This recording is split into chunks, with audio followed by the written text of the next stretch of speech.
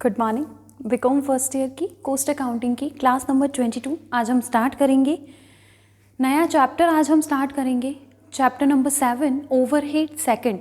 देखिए हमने overhead first वाला चैप्टर हमारा चैप्टर नंबर 6 कंप्लीट किया है, जिसमें हमने डिस्ट्रीब्यूशन ऑफ ओवरहेड्स को समझा है कि ओवरहेड्स को किस तरीके से डिस्ट्रीब्यूट किया जाता है।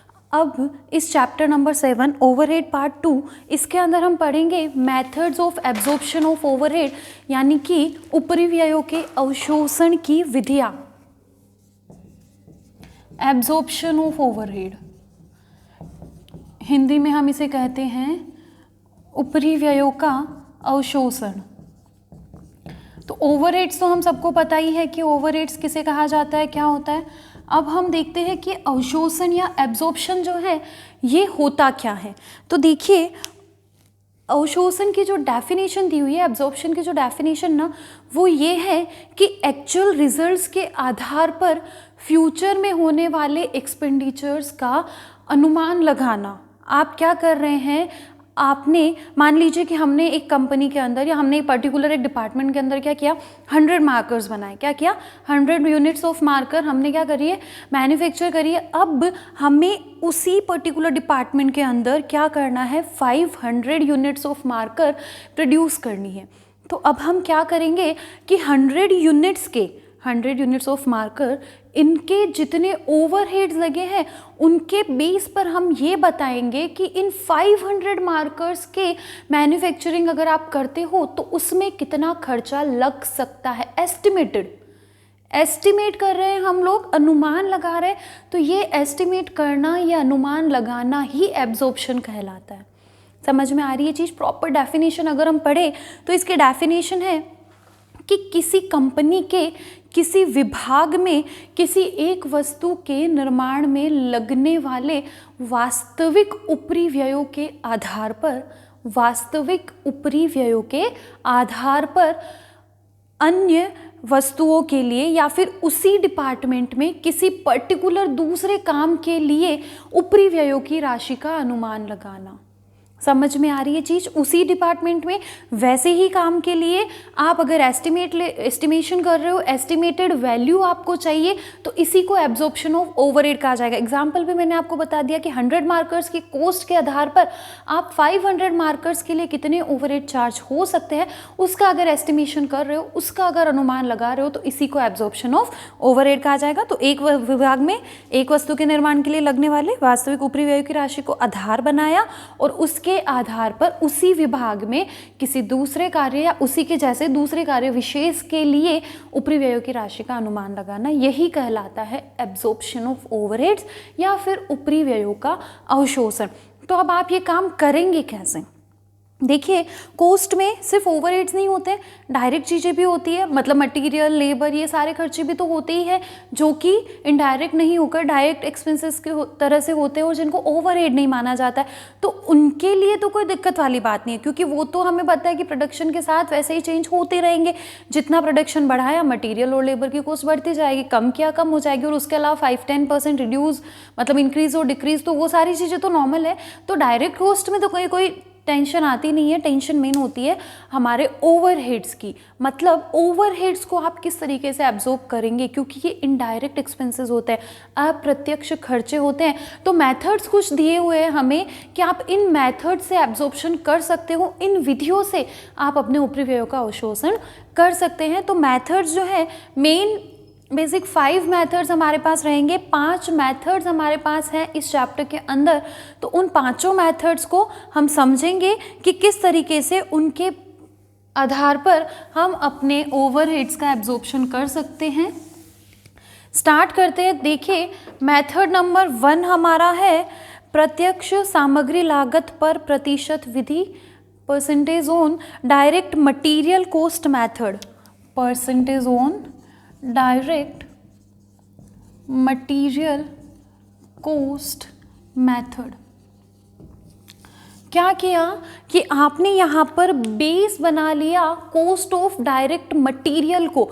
मतलब फॉर एन एग्जांपल हमने क्या किया, जब हमने 100 यूनिट्स बनाई थी ना, तब मटीरियल की कॉस्ट तो लगी थी 10,000 और उस टाइम पे ओवरहेड लगे थे हमारे 500 रुपए के। ठीक है, क्या किया हमने, हमारे मटेरियल की कॉस्ट लगी थी कितनी, 10,000 और ओवरहेड्स उस टाइम पे लगे थे हमारे 500 रुपए के। अब ये टोटल ओवरहेड्स थे पूरे डिपार्टमेंट के, क्या थे, ये टोटल ओवरहेड्स थे। अब हमें आगे एब्जॉर्ब करने के लिए बोला गया है, तो आगे देखिए, ध्यान दीजिएगा कि परसेंटेज ऑन डायरेक्ट मटेरियल हमें फाइंड आउट करना है कि डायरेक्ट मटेरियल कॉस्ट का कितना परसेंट ओवरहेड चार्ज होता है। क्या हो रहा है, अपने डिपार्टमेंट के अंदर 10,000 रुपए का मटेरियल लगा, 500 रुपए के ओवरहेड लगे, तो क्या हम बता सकते हैं कि ओवरहेड मटेरियल का कितना परसेंट है? तो बहुत आसानी से बताया जा सकता है।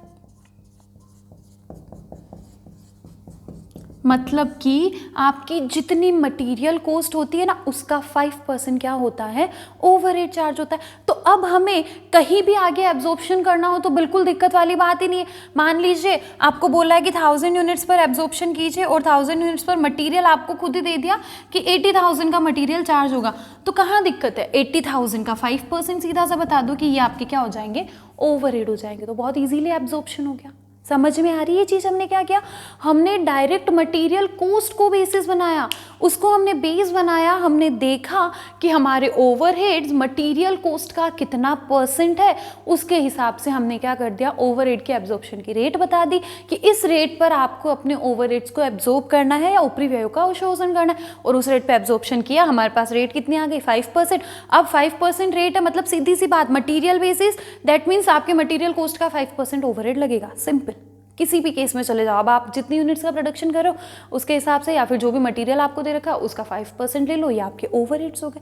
तो ये फर्स्ट हमारा मेथड है, percentage on direct material cost basis. तो अब इसमें फॉर्मूला हम लिख देते हैं, अभी जो मैंने बताया बिल्कुल उसी को ही हम फॉर्मूला में लिखेंगे, टोटल डिपार्टमेंटल ओवरहेड, मतलब डिपार्टमेंट के टोटल ओवरहेड कितने हैं, upon direct material cost into 100, ये आती है हमारी रेट ऑफ एब्जॉर्प्शन, यानी किस रेट पे ओवरहेड्स एब्जॉर्ब किए जाएंगे, किस रेट पर हमारे ऊपरी व्ययों का अवशोषण होगा। तो यहाँ जो भी परसेंटेज आता है that is hour rate of absorption, और उसके बेस पे आराम से हम फाइंड आउट कर सकते हैं क्या, हमारे ओवरहेड्स की अमाउंट को। सिंपल, आई थिंक समझ में आ रहा होगा आप लोगों को। फर्स्ट हमारा मेथड है percentage on direct material cost method, हमें डायरेक्ट मटेरियल की कॉस्ट पर ओवरहेड के परसेंटेज फाइंड आउट करने हैं, और उन प्रतिशत से हम क्या करेंगे, आगे के लिए एब्जॉर्प्शन करेंगे। अब ये बात भी दिमाग में आ रही होगी कि एब्जॉर्प्शन करना क्यों है। तो देखिए, जब हम कॉस्ट अकाउंटिंग पढ़ रहे हैं, जो हमने स्टेटमेंट ऑफ कॉस्ट अभी तक सीखा है ना, स्टेटमेंट ऑफ कॉस्ट या फिर उसको कॉस्ट शीट भी कहा जाता है कुछ केसेस में, तो वो क्या होता है, वो एस्टिमेशन के आधार पर ही बनाई जाती है। कॉस्ट शीट ज़्यादातर एस्टिमेशन के आधार पर बनाई जाती है, ताकि हमें ये पता रहे कि हमारी एक्चुअल कॉस्ट इनकर होने वाली कितनी है। क्यों? क्योंकि जब एक्चुअली एक्सपेंसेस होंगे, एक्चुअल ओवरहेड्स होंगे, तब तो क्या होगा, खर्चा होगा, सीधा सा खर्चा होगा, तो उसकी तो नॉर्मल जर्नल एंट्री पास होगी, उसके तो प्रॉपर अकाउंट्स बनेंगे, वो अकाउंट्स बनाना भी हम सीखेंगे, हमारे चैप्टर्स हैं आगे, तो वो तो प्रॉपर अकाउंटिंग होगी उनकी। तो हम अभी जो कॉस्ट शीट या स्टेटमेंट ऑफ कॉस्ट बनाते हैं ना, वो एस्टिमेशन के बेस पे बनाते हैं कि इतना खर्चा हो सकता है, एस्टिमेटेड कॉस्ट हमारी इतनी हो सकती है। तो जब आप एस्टिमेट कर रहे हो सारी चीज़ों को, तो फिर ओवरहेड्स का एस्टिमेशन लेना भी तो ज़रूरी होता है, इसीलिए ओवरहेड्स का एब्जॉर्प्शन किया जाता है। हमने क्या किया, एक किसी भी बेस मेथड को हमने बेस बनाया, उसके बेस पे हम क्या कर लेंगे, ओवरहेड्स एब्जॉर्ब कर लेंगे, बता देंगे कि अप्रोक्स इतने ओवरहेड्स हमारे हो सकते हैं, और उन्हीं ओवरहेड्स को बेस बनाकर हमारा स्टेटमेंट ऑफ कॉस्ट हम काम करने से पहले ही तैयार कर लेते हैं। मान लीजिए हमें जुलाई मंथ में कुछ यूनिट्स बनानी है, तो उसका एब्जॉर्प्शन, ओवरहेड्स जितने भी लगने हैं उनका एब्जॉर्प्शन करके, direct material cost, labour cost, इनका भी एस्टिमेशन करके आप एक स्टेटमेंट ऑफ कॉस्ट पहले ही प्रिपेयर कर लेते हो, और उसके बाद एक्चुअल प्रोडक्शन होता है, तब फिर जब एक्चुअली प्रोडक्शन होगा तब तो फिर सारे खर्चे एक्चुअली होंगे, और जब एक्चुअल खर्चे होने वाले तब तो जर्नल एंट्रीज होगी, अकाउंट्स बनेंगे, तो वो सारी चीज़ें रहेगी। फिर हम डिफरेंस देखते हैं कि हमने इतनी कॉस्ट एस्टिमेट की, हमारी इतनी कॉस्ट लगी, अब क्या कॉस्ट पर कंट्रोल करने की ज़रूरत है। तो कॉस्ट अकाउंट्स बनाने का एक पर्पस भी तो होता है कि कॉस्ट को आप कंट्रोल कर सको, और ज़रूरत है या पॉसिबिलिटी है तो उसको रिड्यूस भी कर सको। तो ऐसा केस होता है हमारी कॉस्ट अकाउंटिंग के अंदर, तो ज़रूरी है कि एब्जॉर्प्शन किया जाए, क्योंकि अगर एस्टिमेशन ही नहीं होंगे, एब्जॉर्प्शन ही नहीं होगा, तो फिर आप कॉस्ट को कंट्रोल कैसे करोगे? सीधी सी बात है, आप कुछ स्टैंडर्ड तो मेंटेन सेट करके चलोगे ना कि हमारे 500 रुपये का खर्चा होना चाहिए। अब 500 से ज़्यादा होता है या कम होता है, होना चाहिए कितना ये पता हो, तब तो हम पता कर पाएंगे ना कि हमारे खर्चे ज़्यादा लग रहे हैं या फिर कम लग रहे हैं। हमने कुछ सेट ही नहीं किया, स्टैंडर्ड सेट नहीं किया कि 500 तक का एक्सपेंडिचर होना चाहिए, फिर अगर 550 हो रहा है तो भी हमें कोई प्रॉब्लम नहीं। हम क्या कर सकते हैं? आपने सोचा था क्या कि 500 तक ही होना चाहिए? लेकिन अगर आप 500 का स्टैंडर्ड सेट करके चलते तो फिर अगर खर्चा 520 पर भी जाता है तो आप सोचने पर मजबूर होंगे कि हमारे खर्चे क्यों बढ़े हैं, कॉस्ट को कंट्रोल किस तरीके से किया जाए। समझ में आ रही है चीज़? इसलिए एब्जॉर्प्शन है ना, वो बहुत इंपॉर्टेंट स्टेप होता है कॉस्ट अकाउंट्स के अंदर। तो हमें एब्जॉर्प्शन करना होता है। ओवरहेड्स का एब्जॉर्प्शन ज़्यादा मेन होता है, क्योंकि वो हमारे डायरेक्ट कॉस्ट के अंदर नहीं आता, प्रोडक्शन के साथ बढ़ेगा घटेगा, एग्जिट उसका कुछ होता नहीं है। इसलिए हमें क्या करना पड़ता है, ओवरहेड्स का एब्जॉर्प्शन करने के लिए कुछ मेथड्स को बेस बनाना पड़ता है। तो 5 जो मेथड रहेंगे उसमें सबसे पहला है percentage on direct material cost. हमने डायरेक्ट मटेरियल कॉस्ट को बेस बनाया कि मटेरियल कॉस्ट पर जितना ओवरहेड लग रहा है अभी तक, आगे भी उतना ही खर्चा हमारी मटेरियल कॉस्ट के ऊपर लगेगा। इस तरह का बेस बनाकर हमने क्या कर लिया, फर्स्ट हमारा मेथड हो गया percentage on direct material cost method. अब हम सेकंड मेथड पर आते हैं, तो बहुत इजी सा सेकंड मेथड है percentage on direct labour cost method, और यहाँ पर चेंज हो जाएगा डायरेक्ट लेबर कॉस्ट। सिंपल। अभी हमने क्या किया, मटेरियल की कॉस्ट को बेस बना कि मटेरियल पर हमारे कितने ओवरहेड लग रहे हैं वो देख लो। अब हम क्या कर रहे हैं, अब हम लेबर कॉस्ट को बेस बना रहे हैं कि देख लो कि आपकी लेबर कॉस्ट पर कितने ओवरहेड्स लग रहे हैं, उसके हिसाब से हम फाइंड आउट कर लेंगे कि हमारे एक्चुअल टोटल ओवरहेड्स होने कितने चाहिए, एब्जॉर्प्शन हो जाएगा, और यहाँ से हमारे पास क्या आ जाएगी, रेट ऑफ एब्जॉर्प्शन आ जाएगी। सिंपल। तो फॉर्मूला हमारा क्या हो गया, rate of absorption is equals to total departmental overhead divided by labour cost, direct labour cost into 100, हमारे पास आ जाएगी rate of absorption. After that third method हमारा होता है percentage on prime cost method. Percentage on prime cost method, then यहाँ क्या difference आ जाएगा, यहाँ हो जाएगी बेस में प्राइम कॉस्ट, और प्राइम कॉस्ट का मतलब तो पता है ना क्या होता है, याद करो statement of cost. Prime cost direct material, direct labour, direct expenditures, इन तीनों का टोटल क्या होता है, हमारा प्राइम कॉस्ट होता है। तो percentage on prime cost method यानी कि आप प्राइम कॉस्ट को बेस बना रहे हो कि अभी हमारा एक्चुअल प्राइम कॉस्ट पर कितने ओवरहेड्स लगे हैं, ओवरहेड का परसेंटेज हमने prime cost per find out कर लिया।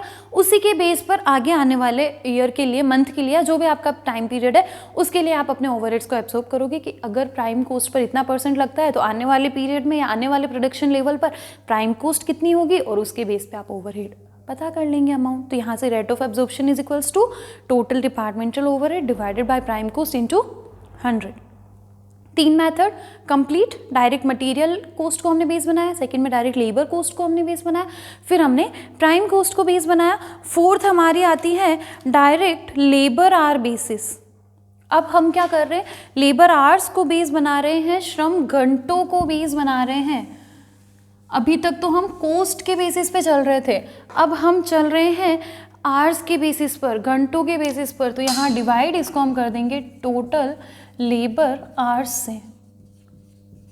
इसका मतलब क्या हो रहा है, समझने की कोशिश करना कि मान लो 10,000 रुपए के हमारे ओवरहेड्स लगे हैं, 1,000 घंटे काम हुआ है, दैट मीन्स ₹10 पर आवर के हिसाब से हमारे ओवरहेड्स चार्ज हो रहे हैं। यहाँ इंटू 100 नहीं होगा, परसेंटेज के रूप में नहीं निकलेगी, पर आवर के हिसाब से निकलेगी कि 1 घंटे में कितना खर्चा होता है आपका ओवरहेड का। तो सिंपल सा तरीका है, लेबर आवर्स मेथड आपको दे दिया कि 10,000 रुपए के खर्चे लगते हैं और 1,000 घंटे फैक्ट्री के अंदर काम होता है। तो आप बताइए कि अगर 20,000 घंटे काम होता है तो फिर ओवरहेड्स कितने लगेंगे। तो कहीं कोई दिक्कत थोड़ी ना है, हमारे को पता चल गया है कि 10 रुपये पर आवर के हिसाब से लगता है। तो अगर 20,000 घंटे काम करोगे तो 10 के हिसाब से ₹2 लाख के आपके ओवरहेड्स हो जाएंगे। सिंपल सी बात है। तो रेट ऑफ एब्जॉर्प्शन कैसे निकालनी है हमें इस मेथड में, तो total overhead divided by total labour hours. समझ में आ रही है चीज़? लेबर आवर्स से, तो यहाँ से जो रेट निकलेगी वो पर आवर निकलेगी कि 1 घंटे में हमारे ओवरहेड के इतने कॉस्ट लगती है। तो फिर जितने आपको एक्चुअल दे रखा हो आगे कि इतने घंटों के लिए लेबर कॉस्ट कितनी, ओवरहेड की कॉस्ट कितनी होगी, तो हम देख लेंगे कि उतने के लिए कितनी हो सकती है। तो फोर्थ मेथड हमारा डायरेक्ट लेबर आवर्स को हमने यहाँ पर बेस बनाया है। यहाँ इस चीज़ को समझना कि एक ही क्वेश्चन में 2 मेथड भी हमें पूछे जा सकते हैं, 3 4 कितने भी मेथड पूछे जा सकते हैं। फॉर्मूला दिमाग में क्लियर रखने हैं, और फॉर्मूला भी ऐसे कोई खास याद करने जैसे तो है नहीं। लेबर कॉस्ट को बेस बनाया, लेबर कॉस्ट को नीचे रख दो, मटीरियल कॉस्ट को बनाया, मटीरियल कॉस्ट से डिवाइड कर दो, प्राइम कॉस्ट को बेस बनाया, प्राइम कॉस्ट से कर दो। कभी कभी क्वेश्चन में कॉस्ट ऑफ प्रोडक्शन को भी बेस बना के आपको बोल देंगे कि करो, तो कोई दिक्कत नहीं ना, जिसको बेस बनाना है उसको डिवाइड कर दो, मतलब उससे डिवाइड कर दो आप टोटल ओवरहेड्स को, तो आपके पास रेट ऑफ एब्जॉर्प्शन आ जाती है। अब लास्ट एंड फिफ्थ मेथड जो हमारा मेन है वो है machine hour rate method, machine घंटा दर विधि। तो जब मशीन आवर्स है तो यहाँ पर क्या डिवाइड कर देंगे, डायरेक्ट मशीन आवर्स से। मशीन आवर्स मतलब कितने घंटे आपकी मशीन ने काम किया है। आपको बता दिया क्वेश्चन के अंदर कि आपके ओवरहेड्स एक डिपार्टमेंट के अंदर लगे हैं 2000 रुपये के, और जो मशीन है ना, मशीन ने वर्क किया है 100 आवर्स का, 100 घंटे मशीन चली, 2000 के खर्चे लगे। तो हम बता सकते हैं ना कि 2000 divided by 100 is equals to ₹20 per our, मतलब 1 घंटा मशीन चलेगी तो 20 रुपये का खर्च आएगा। सिंपल सा फॉर्मूला क्या हो गया, total departmental overhead divided by total machine hours. समझ में आई चीज़? तो ये मेन 5 मेथड से एक मेथड और भी है, उस मेथड को हम थोड़े क्वेश्चन सॉल्व करने के बाद डिस्कस करेंगे। थोड़ा सा अलग डिफरेंट सा मेथड है, तो पहले कुछ क्वेश्चंस हम लोग इन मेथड्स के बेसिस पे सॉल्व करेंगे, उसके बाद हम उस मेथड को डिस्कस करेंगे। तो 5 मेथड मैंने आप लोगों को बताए। देखिए, डायरेक्ट मटेरियल कॉस्ट पे बेस था फर्स्ट मेथड हमारा, तो मटेरियल कॉस्ट को बेस बना के हम ओवरहेड्स के लिए rate of absorption find out कर रहे हैं। सेकंड हमारा डायरेक्ट लेबर कॉस्ट बेसिस पे था। थर्ड हमारा प्राइम कॉस्ट पर बेस्ड था। 4 हमारा लेबर आवर्स पर बेस्ड था, और 5th हमारा मशीन आवर्स पर बेस्ड था। तो ये जो चैप्टर हमारा है, चैप्टर नंबर 7, इसमें जो मैक्सिमम क्वेश्चंस है ना वो हमारे 5th मेथड से दिए हुए हैं, मशीन आवर रेट मेथड से। तो हमारे लिए इस मेथड को ज़्यादा डिटेल में हमें पढ़ना है, इसको डिटेल में हम पढ़ेंगे। अब हम फाइंड आउट करेंगे कि मशीन आवर्स कैसे निकाले जाते हैं और ओवरहेड्स की कैलकुलेशन कैसे की जाती है। ज़रूरी तो नहीं है कि हर क्वेश्चन के अंदर ओवरहेड्स टोटल आपको निकाल के बता दे, ओवरहेड्स भी हमें फाइंड आउट करने पड़ेंगे, मशीन आवर्स भी हमें फाइंड आउट करने पड़ेंगे, और उसके बाद हम निकालेंगे मशीन आवर रेट, यानी कि rate of absorption as per machine hour rate method. तो उसको क्या कहा जाएगा, मशीन आवर रेट कहा जाएगा, मशीन घंटा दर कहा जाएगा। देन मशीन आवर रेट का फॉर्मूला तो वही है, total overheads divided by total machine hours. तो इसके लिए एक स्टेटमेंट बनाया जाता है, calculation of machine hour rate. हम क्या फाइंड आउट करेंगे, मशीन घंटा दर फाइंड आउट करें, machine hour rate find out करें।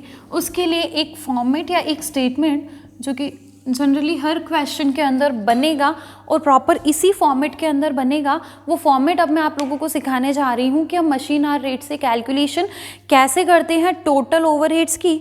तो समझ लेना कि ये जो मेथड हमारा है ना मशीन आवर रेट, ये सबसे इंपॉर्टेंट मेथड है इस चैप्टर के व्यू से, क्योंकि इस चैप्टर में जितने भी पीछे क्वेश्चन दे रखे हैं 90% क्वेश्चन हमारे मशीन आवर रेट बेसिस पे है।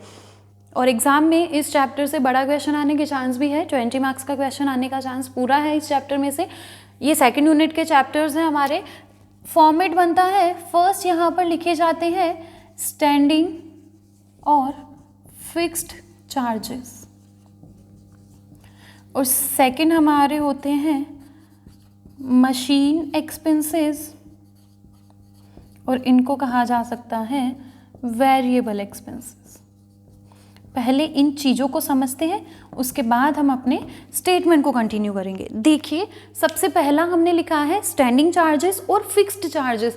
तो नाम से ही पता चल रहा है फिक्स्ड चार्जेस। जैसे पिछले चैप्टर के अंदर हमने पढ़ा था ना, फिक्स्ड ओवरहेड्स किसे कहा जाता है, तो फिक्स्ड ओवरहेड वो होते हैं जिन पर प्रोडक्शन का कोई डायरेक्ट इफेक्ट नहीं होता है, मतलब प्रोडक्शन बढ़ाओ चाहे प्रोडक्शन कम कर दो, वो एक्सपेंडिचर्स तो है वो लगने हैं, उतने लगेंगे ही लगेंगे। उनमें अगर चेंज होता है तो वो किसी और कारण से हो सकता है, जैसे रेंट था इंश्योरेंस हो गया। तो ये सारी चीज़ें क्या है, ये किसी और रीज़न से इफेक्ट हो सकती है, लेकिन प्रोडक्शन से तो इफेक्ट इन पर नहीं आएगा। तो मशीन आर रेट वाले के अंदर भी स्टैंडिंग चार्जेस या फिक्स्ड चार्जेस का मतलब कुछ ऐसा ही है, लेकिन यहाँ हम प्रोडक्शन नहीं, यहाँ हम मशीन के ऑपरेशन, मशीन के संचालन को बेस बनाते हैं कि कुछ ऐसे एक्सपेंसेस होते हैं जिन पर मशीन के चलने या न चलने से कोई प्रभाव नहीं पड़ता है।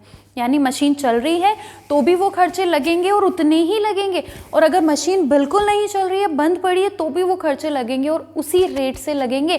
तो ऐसे खर्चों को कहा जाता है स्टैंडिंग या फिर फिक्स्ड चार्जेस। फॉर एग्जाम्पल कि स्टैंडिंग चार्जेस क्या हो सकते हैं, fixed charges, then insurance of machine. आपने क्या किया, मशीन का इंश्योरेंस करवा रखा। अब मशीन चाहे आपकी चलेगी, नहीं चलेगी, कम चलेगी, ज़्यादा चलेगी, इंश्योरेंस का तो जो प्रीमियम जाना है वही जाएगा ना।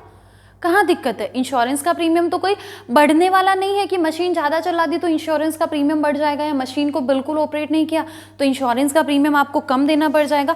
तो ऐसे खर्चे जिनका मशीन के संचालन से कोई लेना देना नहीं है, प्रोडक्शन डिपार्टमेंट के अंदर हमारे ऐसे खर्चे जो कि मशीन से बिल्कुल इफेक्ट नहीं होने वाले। अब हमारी फैक्ट्री का रेंट हो गया, हमारे जो रेंट होता है, किराया होता है।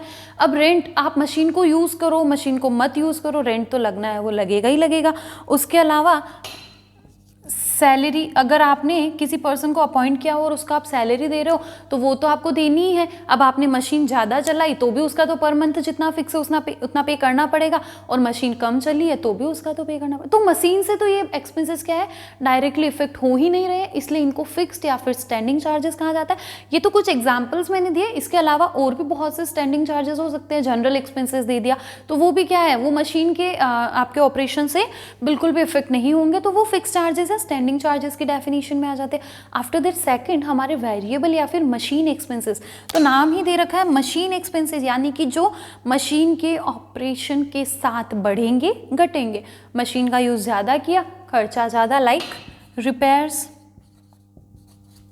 मशीन आप कम यूज़ करते हैं तो रिपेयर्स का खर्चा भी तो कम आता है, लेकिन अगर आप ज़्यादा यूज़ करेंगे तो मशीन रिपेयर्स भी ज़्यादा कॉस्ट लगेगी, तो रिपेयर्स हो गया। डेप्रिसिएशन को भी यहाँ पर वेरिएबल एक्सपेंसेस में माना जाता है कि अगर आप मशीन ज़्यादा यूज़ करते हो तो जल्दी डेप्रिशिएट होती है, उसकी वैल्यू जल्दी कम होने लग जाती है, जबकि अगर आप मशीन को कम यूज़ करोगे तो उसकी डेप्रिसिएशन कम होता है। तो डेप्रिसिएशन को भी वेरिएबल माना गया। पावर,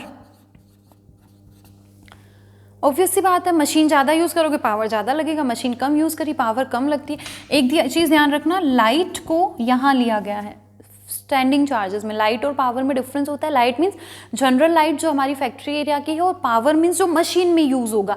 तो लाइट हमारा वेरिएबल स्टैंडिंग चार्ज होगा और पावर हमारा वेरिएबल चार्ज होता है। तो ये सारे क्या होते हैं हमारे मशीन एक्सपेंसेस या फिर वेरिएबल एक्सपेंडिचर्स, वेरिएबल कॉस्ट, जो कि हमारी मशीन के ऑपरेशन से डायरेक्टली अफेक्ट होती है। मशीन ज़्यादा यूज़ होगी, मशीन का ऑपरेशन ज़्यादा टाइम के लिए होगा तो फिर मशीन एक्सपेंसेस बढ़ते जाएंगे।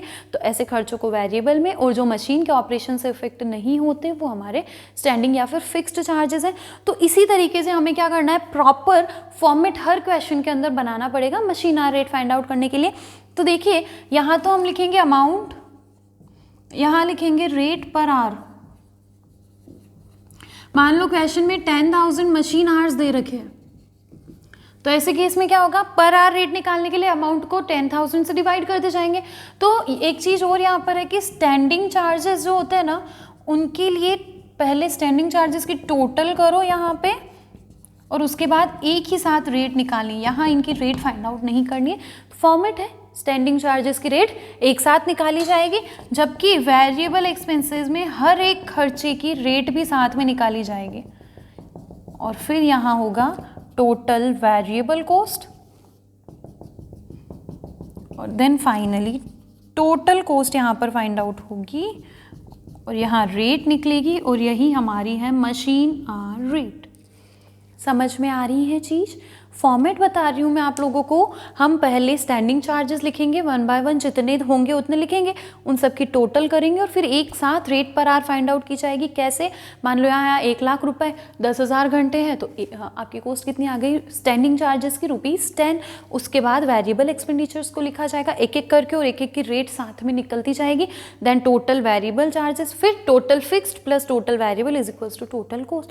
यहाँ आया 1,00,000, यहाँ आया 4,00,000, 4 और 1 5,00,000 टोटल कॉस्ट, और 5,00,000 को डिवाइड करो 10,000 से, आपके पास आ जाएगी मशीन आवर रेट। समझ में आई चीज़?